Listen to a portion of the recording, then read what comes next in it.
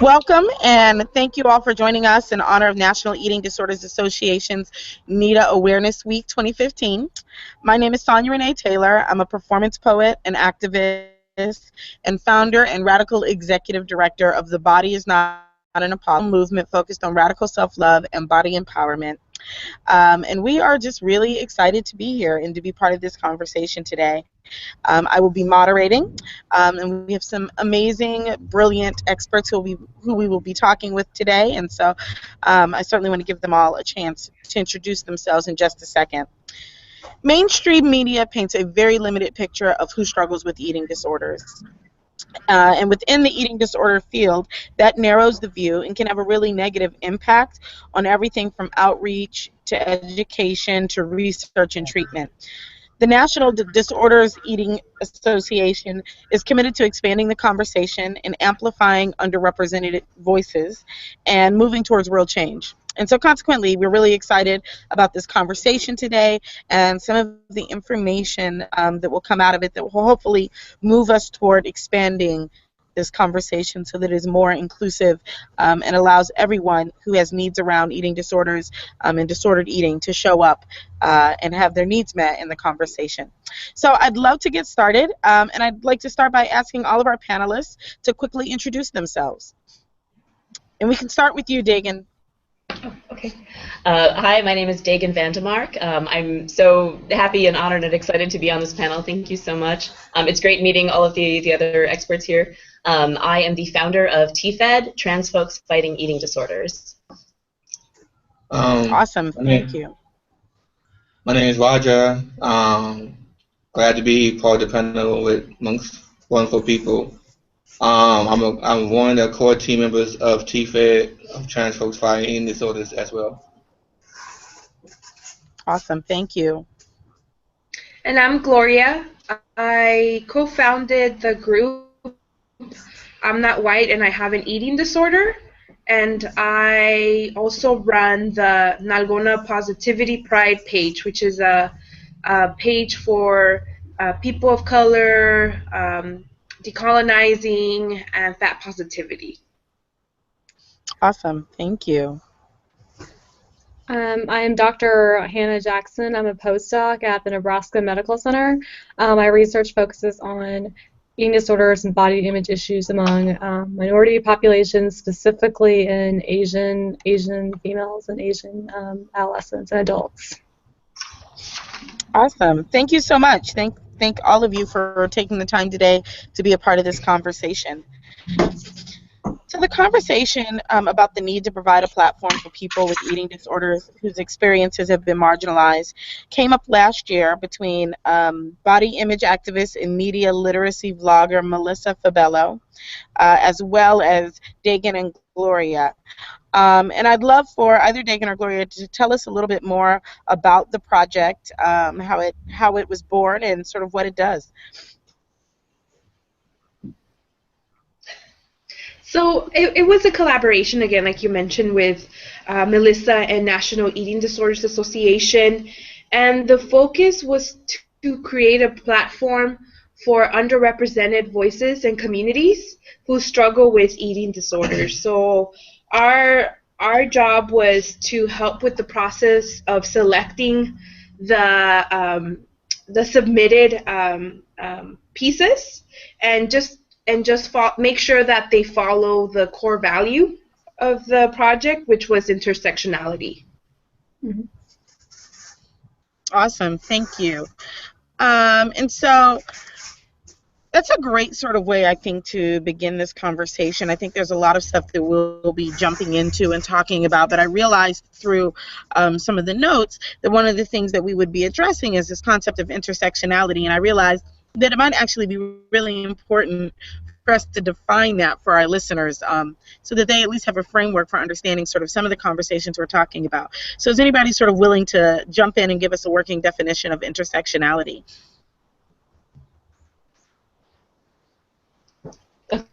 Anybody? I guess intersectionality is the connected. I'm blank for a second. Intersectionality is the connected systemic oppressions, such as gender, race, ability, class, sexuality, and things that are informed by different oppressive systems and privileges. So when we say we take an intersectional approach to things, it's keeping multiple identities and multiple ways of understanding eating disorders and formulating really good critical theory around approaching eating disorders. Awesome. Thank you so much. Thank you so much. So that really is just sort of us really looking at how these issues impact people in a variety of bodies, in a variety of experiences, and a variety of identities. And so I think that that serves as a really strong framework for the conversation today. So when we talk about combating the marginalization of voices and experiences in the eating disorder field, again, we've got to be talking about the importance of moving toward intersectional approaches in talking about eating disorders, and how people have been affected by the lack of intersectionality in these conversations, and what needs to happen to decenter the focus on whiteness, on cis heteronormativity, on youth, on ability, and on class privilege. And so I think that's our first question, is how anybody sort of in the dialogue, how have you been affected by the lack of intersectionality in the conversations, and what do you think are some of the first steps that need to happen for us to decenter the conversation from its sort of normal realm of talking about straight white women's bodies in the eating disorder arena? I think that's a very good question. I can speak from excuse me, the Asian cultural perspective. Asians are very much considered to be the model minority, where nothing, we have great health, we're not really in any kind of danger.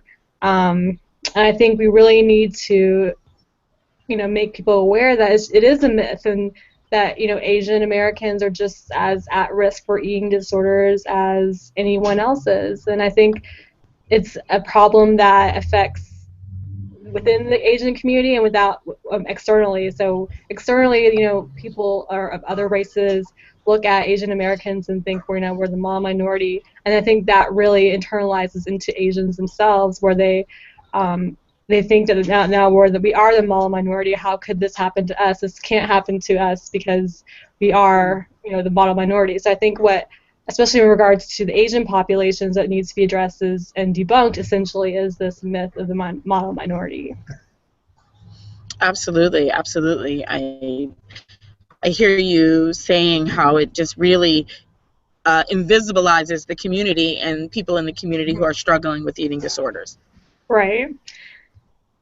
Yeah. Anybody else interested in sort of sharing how a lack of intersectionality has impacted you, and then how you begin to see us decenter this conversation from its normal framing?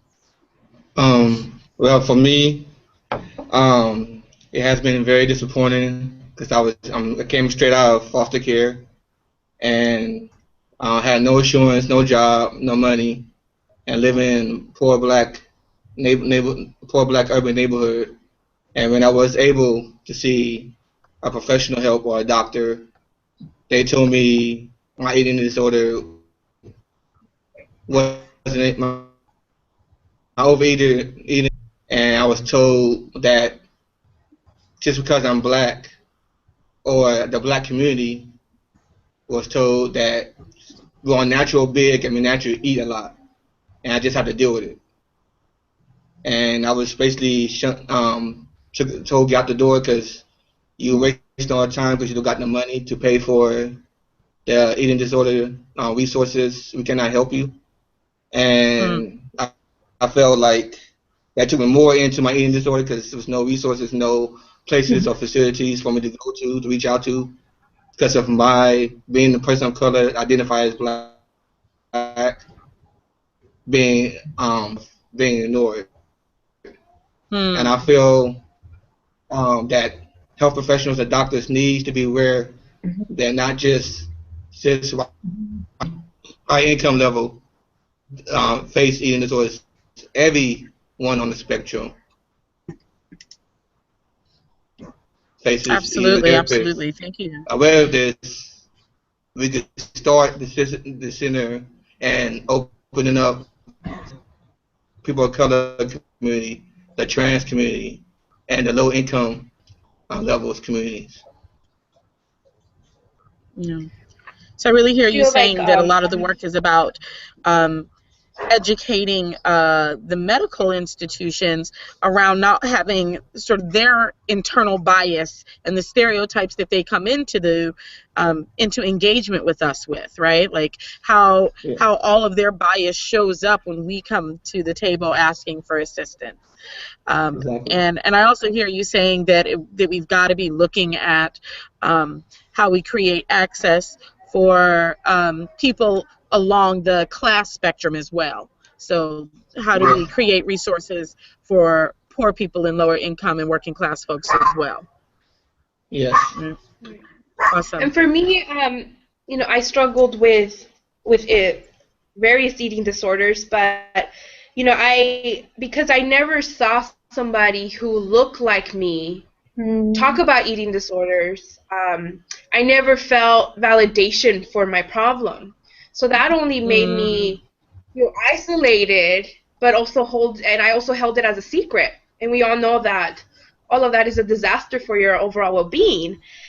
So, I kept it quiet, and once I did finally come out and express to my loved ones, hey, I'm struggling with this, it's out of control. The reactions were very hurtful, were very, they were just horrible.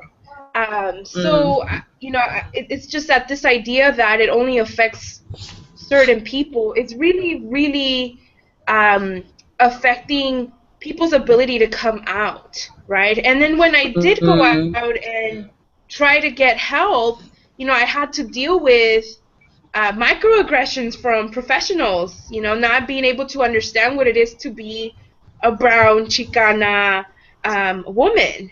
And also, for instance, when, Overeaters Anonymous does great work, without a doubt.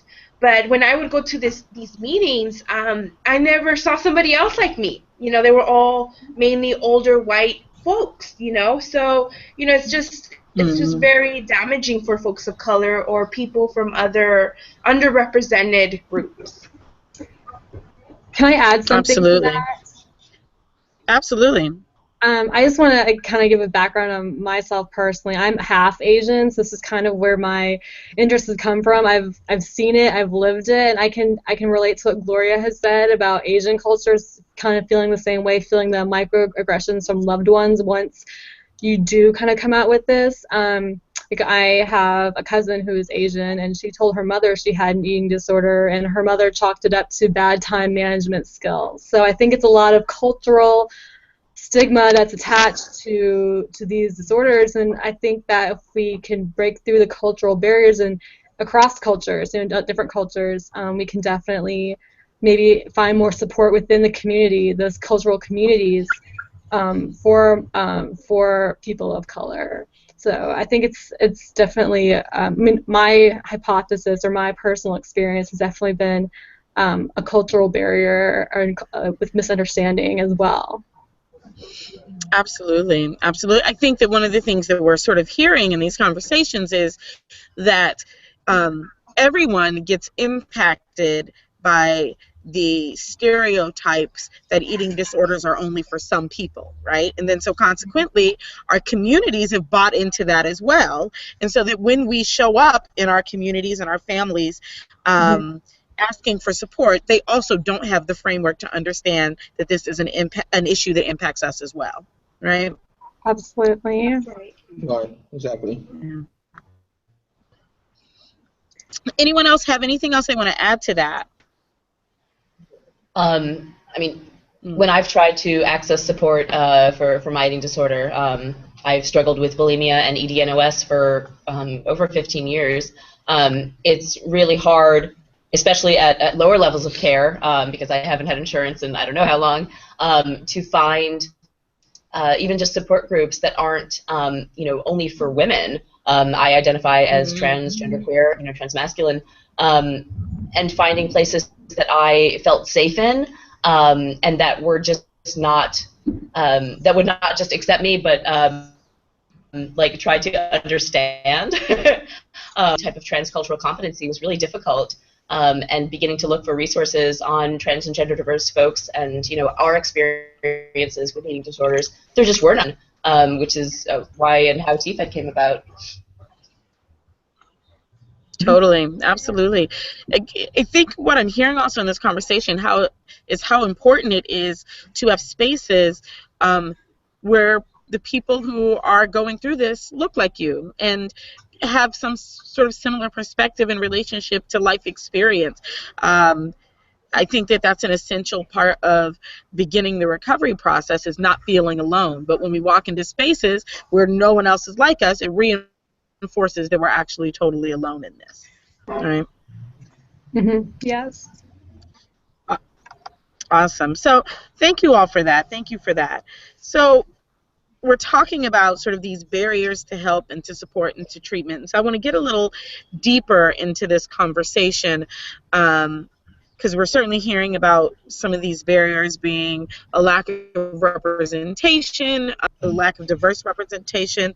We're also hearing an issue of microaggressions and bias on the part of medical providers. And then we're also hearing some issues of barriers in terms of our families of origin and our communities actually understanding and being open to the ideas of eating disorders having an impact on those various identities and groups.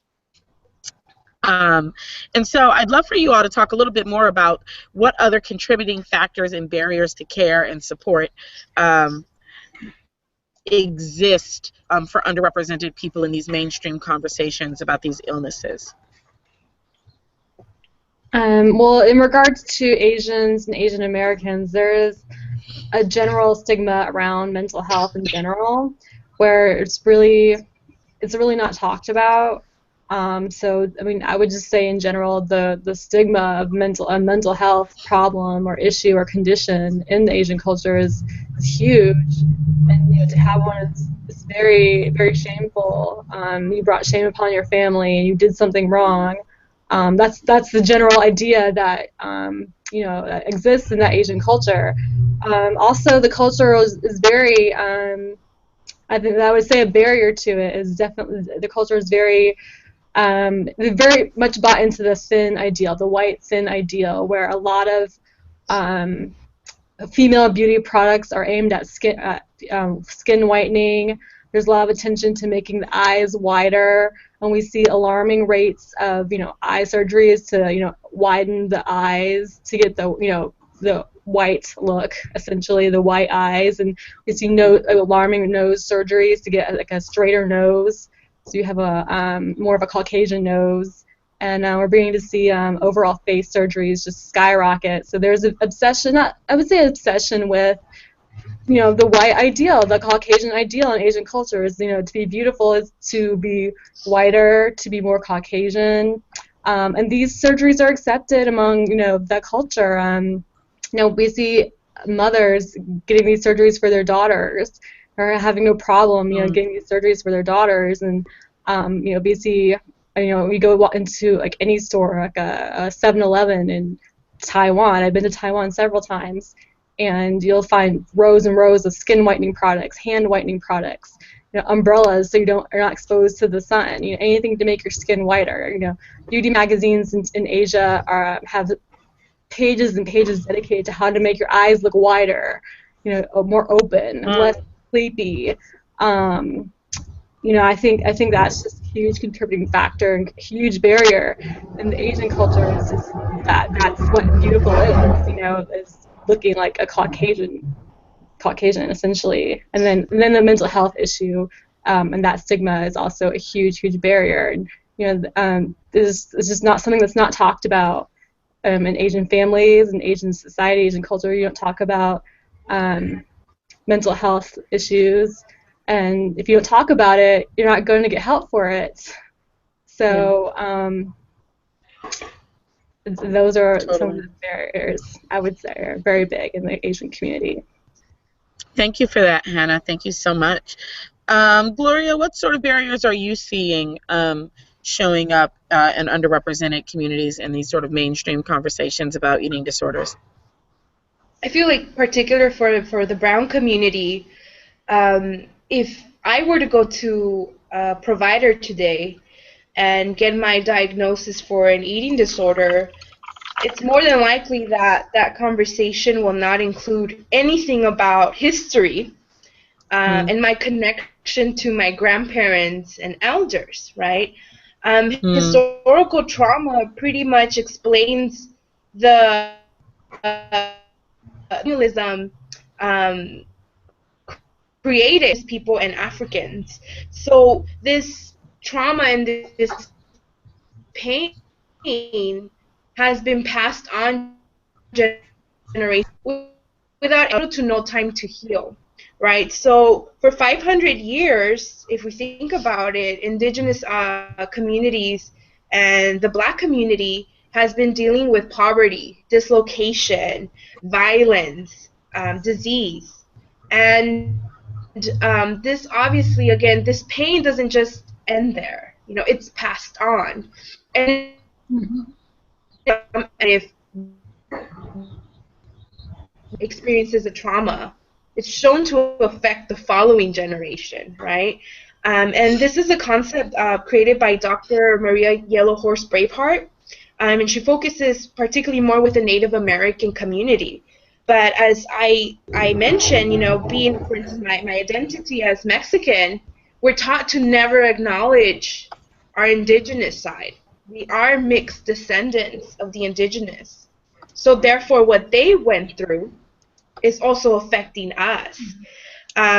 So colonialism, it pretty much brought emotional and psychological wounding, right? And this has been passed on. And colonialism also helped establish modern day institutionalized racism, sexism, and all of those other systems of oppression. And with that is food, right? Food has been colonized. When you have genetically modified foods, when you have workers who are producing and growing our food, be fighting for, you know, for more rights, for higher pay. You know, this is all interconnected. And again, I feel that for communities of color, you have historical trauma, modern day oppression, and I feel that eating disorders is just a sane reaction to insane.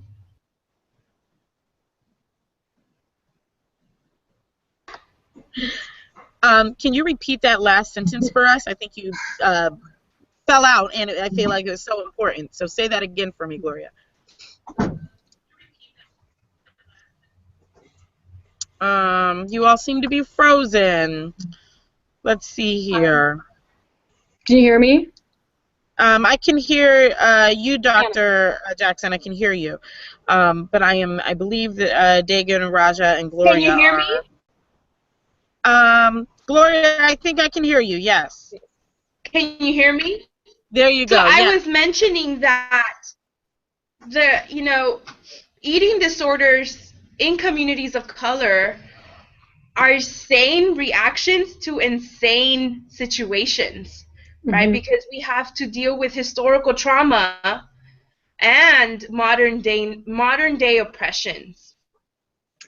Yes, absolutely. Thank you so much for that.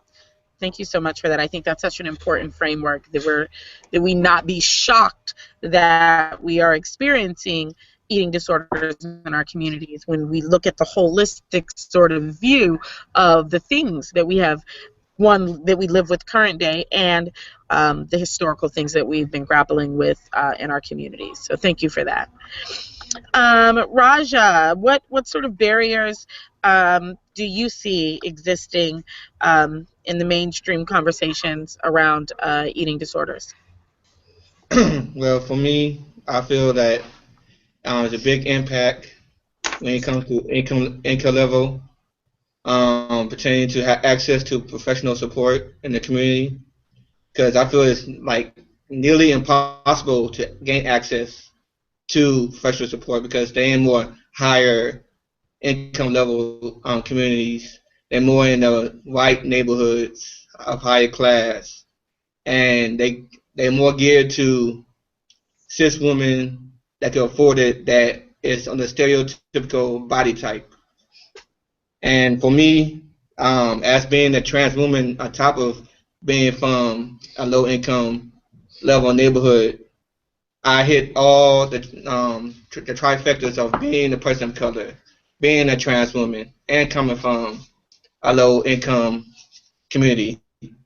So if I go to a health facility or try to get help, that could be more in tune of what I have, or am I getting surgery? Who I laid down with, and a lot of stereotypical physicians and communities see as that typical woman as long hair, more feminine dress.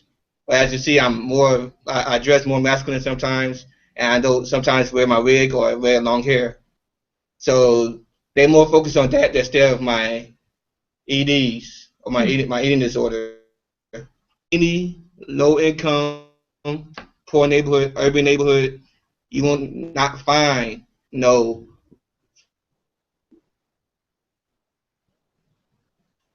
resources, physicians, clinicians, psychiatrists for those that wants help and resource for eating disorders. Nowhere to be found in those type of neighborhoods.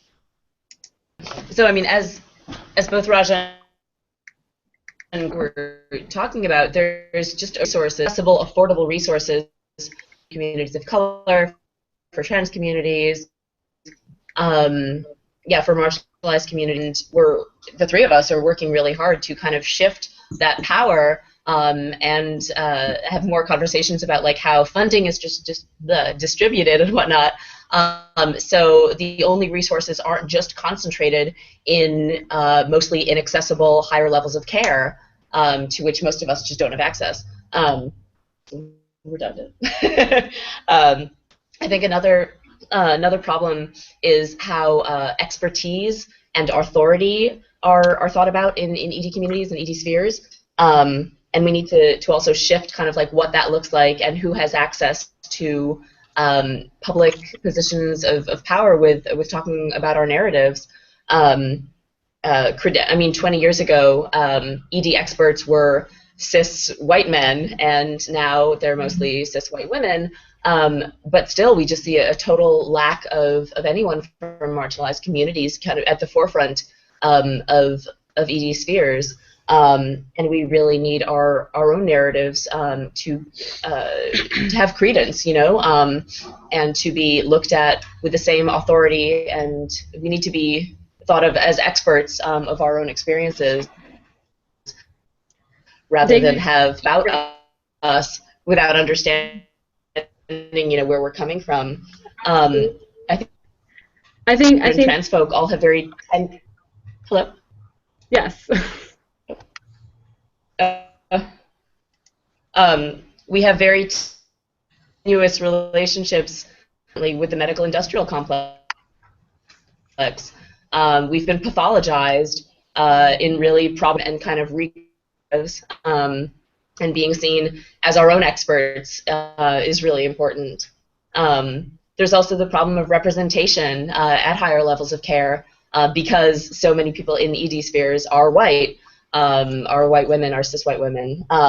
So talking about, you know, how we can redistribute power, things like scholarships, fellowships, funding, direct recruiting can serve to rectify this lack of representation. Sonia, do you mind if I ask a question? I think Dagon and Raja and Gloria all have great points, and I absolutely agree with all of them on these points in that, you know, we're not, as minorities, and any kind of racial, ethnic, sexual minority, we are not represented in research or in treatment. And I think, I personally, is it time where the patients need to become the experts, where we need to sit down with these, Caucasian, like you said, cis physicians, researchers, scientists, and say, look, I've lived this situation. This is what it's like. Let me tell you, help you, so you can help others. I feel like, it's going to take a while to start that scholarship process and new class of researchers and physicians. Do you think right now what's the best thing we can do? Is it having us sit down with them and say, hey, we have lived this. This is what it was like for me. I can't speak on behalf of everyone in my my area, but this is what happened to me, and this can help you hopefully help someone else who is similar to me. That's just a question that came up when I'm hearing Raja and Dagon and Gloria talk. Totally. What are your thoughts on that? Raja and Dagon and Gloria. I feel I kind of I piggyback on what Dagon was saying. I think it's at this point it's just more than being heard. It's us the tools to be at the forefront. Mm-hmm. Let trans folks, let people of color go to school, support these individuals to be at the forefront. Absolutely. I just think that. And I feel also it's more of a power trip or power struggle to the clinicians or the cis white community, because they feel threatened if a person of color from a lower income community gets the education, be on the forefront, be the voice of eating disorders, and giving the resources to where everybody's getting, not just a certain aspect or a certain community. They're afraid of that challenge, they're afraid of that threat.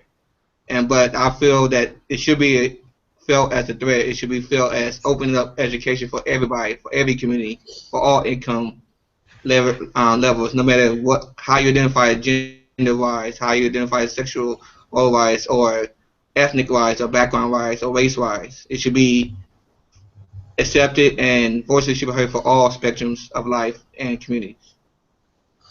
I think that mainstream ED organizations need to go beyond like inclusion and diversity and actually give us a seat at the power table. I agree.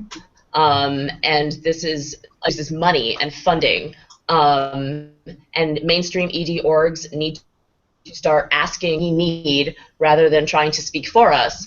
And then using their resources, and because we don't have resources, and helping to actively redistribute those resources to better serve our communities, and understanding that right now we're starting to see the beginning of a paradigm shift, and people can either be on board or not.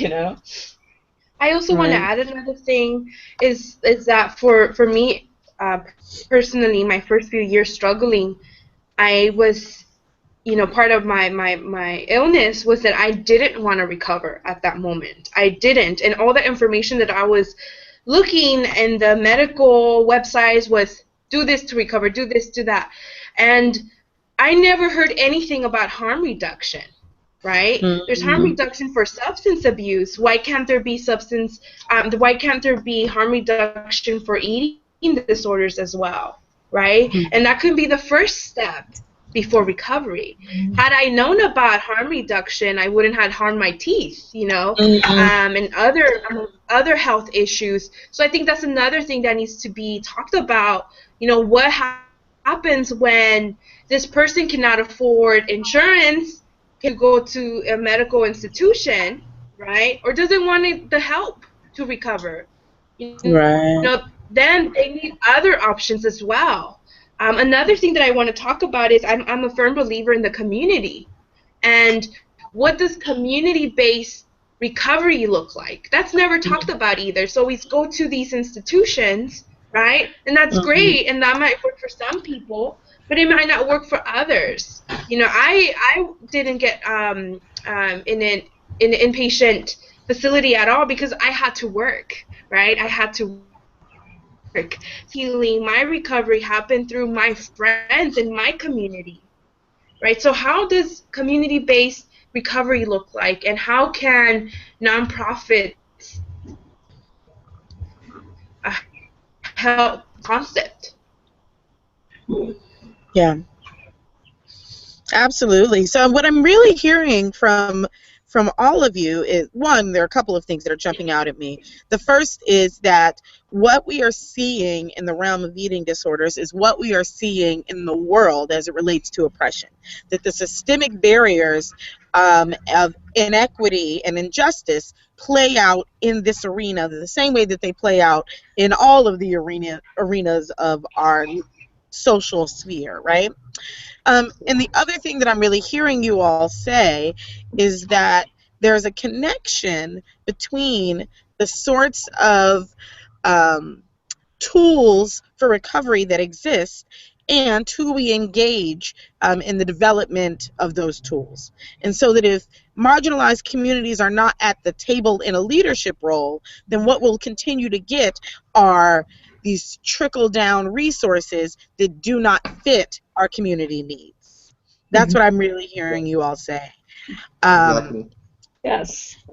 And also, I think it's really, really important. I love this piece, Gloria, about community models. And what does it mean for the community to actually be the expert? And I heard this from Dr. Jackson as well. What does it mean for the community to be the experts in what is best for them as it relates to treatment? And recovery and resources and all of those things. And I also that I think it's really important, this piece about harm reduction and what does it mean to meet people in various points of their journey in grappling with eating disorders and engaging them where they are. And creating resources and tools for that. So this is really powerful, you all. Thank you so much.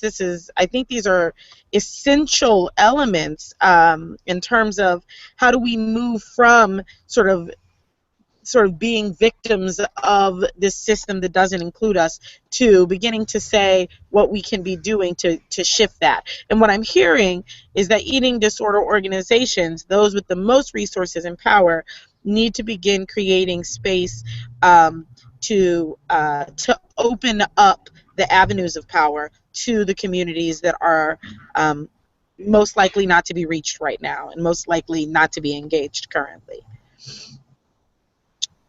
Am I getting that right, folks? Yeah, Yes. definitely. I just want to say, I think NIDA has done a great job. I was a panelist at their conference last year for Asian Americans and eating disorders, and I was shocked that it was even on the agenda. I was shocked in a good way, you know, and to be invited to speak there was very encouraging to me that it was on their agenda. It was on their it was something they were making a priority for, you know. I think the next step, as you mentioned, is just getting people to realize that this is an issue. You know, we had a panel, which was great, but only 2 people came to our panel.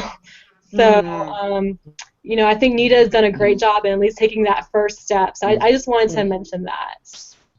Absolutely. I think it's so important. This space that we are inhabiting right now on this Hangout is a great example of beginning to highlight and prioritize the voices of marginalized communities in this issue. And hopefully what will happen is that these ideas that we are surfacing in this conversation will begin to be implemented in larger ways on an organizational level across the spectrum of eating disorder organizations. I'm hoping that people will really listen to this and take some of these suggestions back.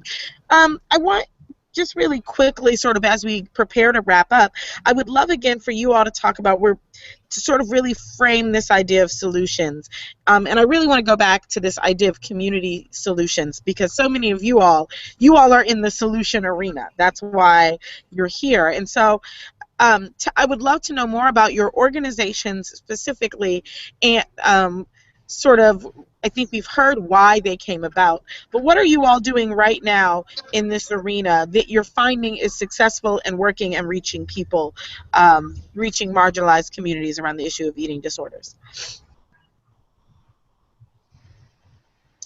For me, working with the Asian community, honestly, is just talking about it with the communities. It's talking about mental health, talking about eating disorder, trying to break down that stigma and break down that barrier. Sharing, stories that I know personally, and from me, we have several public figures who are Asian who have had eating disorders. For example, Margaret Cho, Morley Simmons, just making them aware that a public this happens to everybody, and it's happening to people in the public eye who are Asian like us, and I think just drawing awareness to that issue and talking about it is what has helped me and what I have done with the Asian community. It's not an intervention per se, but I think especially with this community that is very reluctant to speak about mental health issues, I think it's just being able to talk about it out in the open and to bring their attention to it and let them know that this is something that can affect us. People label us as model minorities, and we label ourselves as model minorities, but we're just as susceptible as anyone else to an eating disorder. So that's what I've been doing mainly in the Asian community, and I really like the idea of the community-based recovery idea that Gloria brought up, and I'm very curious to kind of brainstorm on that and how can I bring this to the Asian community. Awesome. Thank you. Thanks so much for that. Go ahead, Raja. For the organization that I belong to, of the core team, which is TFED,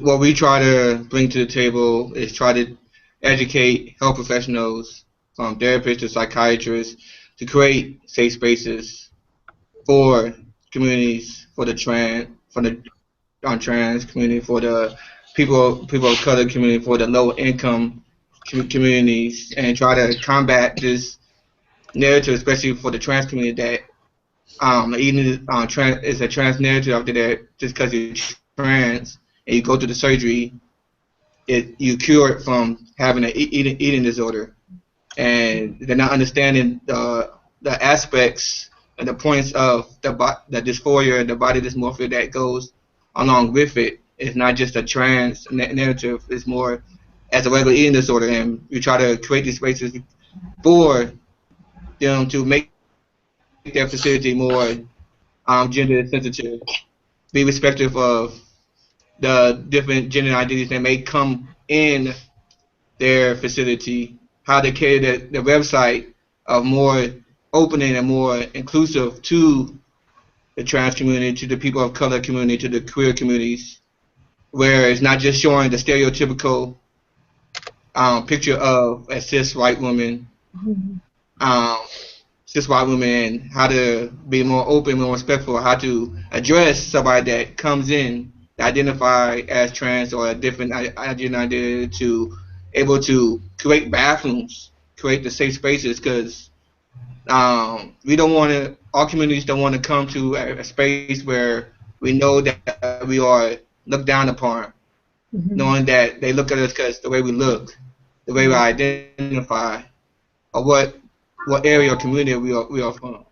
So what we do is try to combat those issues and educate and make knowledge to these professionals that how to cater to these communities, how that our voices need to be heard, that we should be marginalized, and we should be up there on the same line, if not in front, with the higher class communities, with the cis women of white communities, that we should be there, and hopefully from this it will create more opportunities for other health professionals and facilities to open spaces for all communities of POC, the trans community, and the low income communities.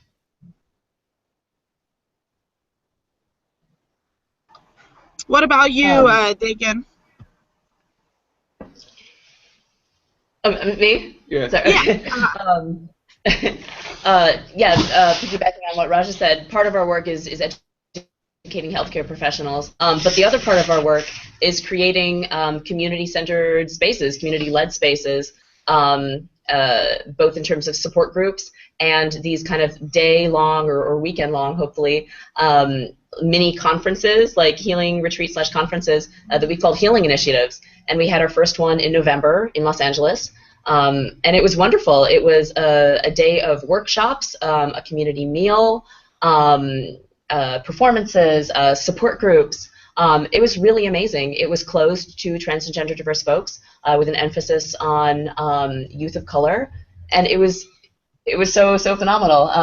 And we also compensated everyone who came because we are low-income communities, often asked to put forth free labor, and we didn't want to perpetuate those cycles. It was really important for us to be able to compensate, even though we're working from a shoestring budget. Actually, like, show people that their work and expertise is valuable. And we hope to put on more healing intensives in different cities. But we're also working to create support groups for trans and gender diverse folk. We're going to start in LA, but we want to work as like trainers and support, and take that same support group, training for possible facilitators and support in that aspect, and hope to broaden our reach that way. Because it's so important to have these grassroots spaces, these financially accessible spaces, for more of us to feel at home. I feel that for me, what has worked in the sense of outreaching and getting to people is social media. Obviously, creating social media accounts for Nalgona Positivity Pride. I've noticed a higher participation of brown women and brown gender nonconforming individuals, be seeing these posts of radical self-love, and also going where these communities are at. What I did in the fall was a mini workshop tour, where I presented I'm Not White and I Have an Eating Disorder workshop, and talked more about historical trauma and how that connects to eating disorders. So I targeted spaces that are grassroots where the people of color are at, and that was very, very helpful. Also, groups such as The Body's Not an Apology, who does amazing work in showcasing voices that continuously go underrepresented. That's another group that has really hit a nerve for many people. And to go on what Gloria said about social media, because TFED got a Facebook page for support, and we get people from across the country coming in for advice, saying there's no resources in their states or towns, and I don't know how many thank yous. So I'm glad y'all is around, because there's no where I live to go to or talk about my eating disorder. So to branch off of what Gloria was saying, that social media is a big tool to reach nationwide and to reach those people that don't got access to eating disorder resources in their state or city or even country, for them to come to ask for advice and just be heard and know that somebody is there to care for them. Anybody else? Anybody else have anything else they want to add on that before we close out? Sure. Excuse me. I think what we also try to emphasize is collaboration and the importance of interdependence and working together, and working on different fronts, both with existing organizations and medical professionals, and developing grassroots power, but then how we can link that. So, we're trying to get the word out that, when people develop studies on trans folk, that they partner with a trans health organization, who has or who can contribute ideas to recruitment tactics and, the right language and how to go about it in a meaningful, sensitive, intersectional way that, produces better results. And yeah, we recently partnered with the University of St. Joseph to develop one of the very few studies that isn't just a generalized case study, on trans folk, and that was really wonderful. So I think being if we did resources for existing orgs, who want to broaden their reach, I think fostering those types of collaboration is really helpful. Absolutely. I'm really hearing folks saying nothing for us without us, right? Like this idea that we need to be at the table if we're going to be creating resources, and like that we need to be a part of the conversation if what we're saying is that we're interested in really furthering this conversation and reaching marginalized communities, right? Absolutely. Thank you all. I just really want to thank you all so much for this rich dialogue. I just want everybody to know that I'm so committed to this dialogue that I'm having it while 15 movers are in my house because I really think it's an important conversation, and I felt really committed to being a part of it. And so thank you all for navigating my technical difficulties in the process, but then I'm really glad we were able to create this space. I'm glad that Nita created this space for us to come together and have this conversation. Just because the Hangout is ending does not mean that this conversation has to end. Please, this recording will be up. It'll be available. Share it with family, share it with friends, with colleagues, with professionals in the field who need to hear this commentary. This information can't stop here. It really needs to be with the power holders and the gatekeepers in the eating disorder realm so that we can begin to make some traction and some leadway in meeting the people that we aren't currently meeting. Please, if you share it, use the hashtag NitaAwareness. And if you're interested in additional resources, these are some from our panelists today. One is I Am Not White, and I have a eating disorder Facebook group. Please go and join it and be part of that rich community there. Also, A Hunger So Wide and So Deep, a multiracial view of women's eating problems by Becky Thompson. It's a really powerful book. And then Not All Black Girls Know How to Eat, a story of bulimia by Stephanie Covington Armstrong. So Can I add one more resource in there? Do you mind? Absolutely. There's a website called thickdumplingskin.com for addresses eating disorders and body image issues for Asians. So it's THICK dumpling skin, all one word. You can Google it. It's an interactive blog, and we also have a Facebook page as well. Awesome. I know that they're a great resource. I just hosted a Celebrate Your Body fashion show, and they were one of the honorees. So. I would also invite you to be a part of The Body Is Not an Apology and to visit our website at thebodyisnotanapology.com. We have great resources and a thriving community that talks about eating disorders and multiple identities. And so it's also a great way to sort of be plugged in and be in the community. And of course, please visit all of our guest organizations and affiliations. They are valuable resources as we really bring recovery and help and community to eating disorders and marginalized communities. And you can hear more of these stories on the Marginalized Voices Project that you can find on the Nita blog. I just want to thank you all again. Thank you so much. Thank you. Gloria and Raja and Dagon, I really, really appreciate you all taking time to be part of this dialogue today. Thank you for having us. Thank you, Sonia and Nita. Awesome. Have a great day. All right, you too. You too. Bye. Bye, everybody. All right.